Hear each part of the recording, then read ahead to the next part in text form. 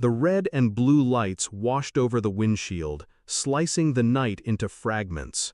I eased the car to the shoulder, pulse steady, hands firm on the wheel. The officer's boots crunched gravel as he approached. I rolled the window down, said nothing. He asked for my license. I handed it over. He scanned it. His face changed. Color drained from him like someone pulled a plug. He looked at me again, longer this time, like he was staring at something that shouldn't exist. "Sir," his voice broke slightly, "according to our records, you were declared dead 3 years ago." Silence. A highway, empty. A stranger's voice telling me I did not exist, or worse, that I no longer belonged to the living. I kept my expression still. "Then your records are wrong." He didn't argue. He only said, "We'll need to discuss this at the station."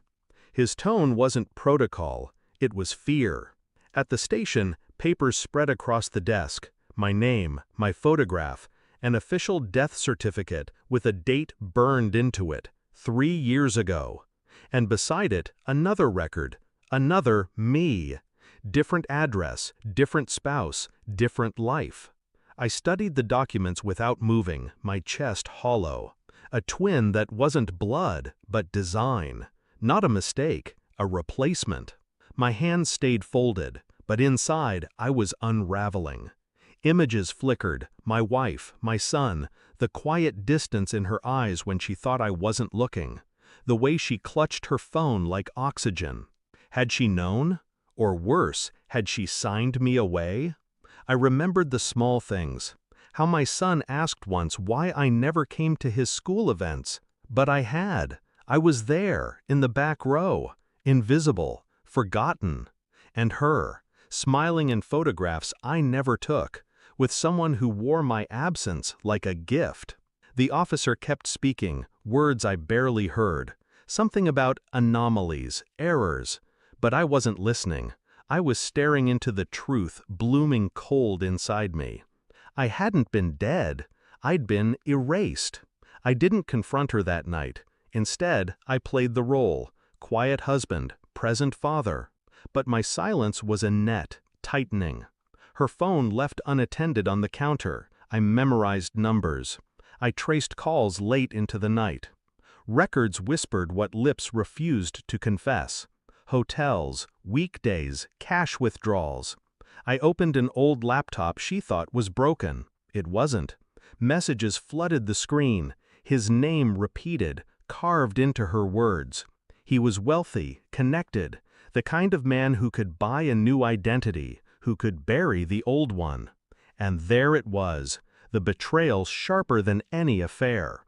She hadn't only lied, she'd chosen convenience over blood, money over flesh. She'd buried me alive.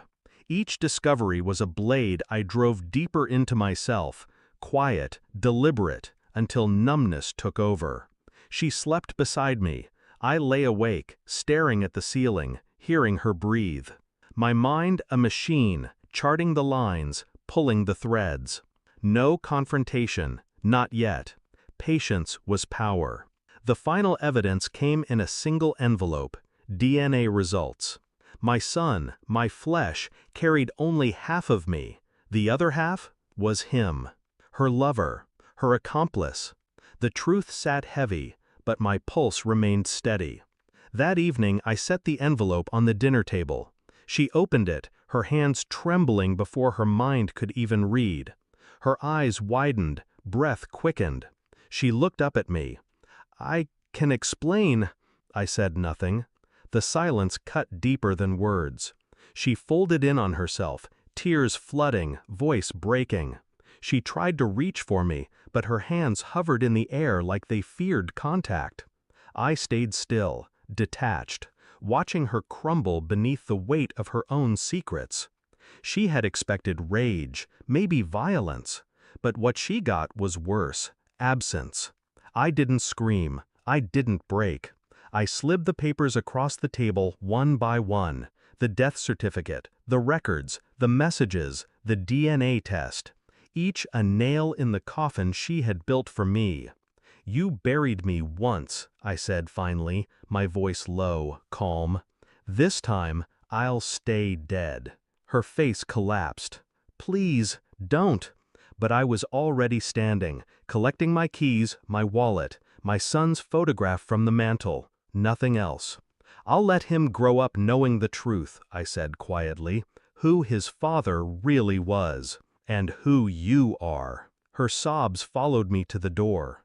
They didn't slow me down. The night air was cold, clean. I walked away from the house like I'd walked away from my own grave. No anger left, no pity, just clarity. She had wanted me erased, forgotten, a ghost lingering in her past. Instead, I had returned, not to fight, not to plead, but to show her the reflection she couldn't destroy. I had been declared dead, but now it was her turn to live in the grave she dug. I drove into the dark without looking back, and for the first time in years, I felt alive. Thanks for watching. Don't forget to like, share, and comment. Subscribe now to Cheating Stories Insight World for more amazing stories.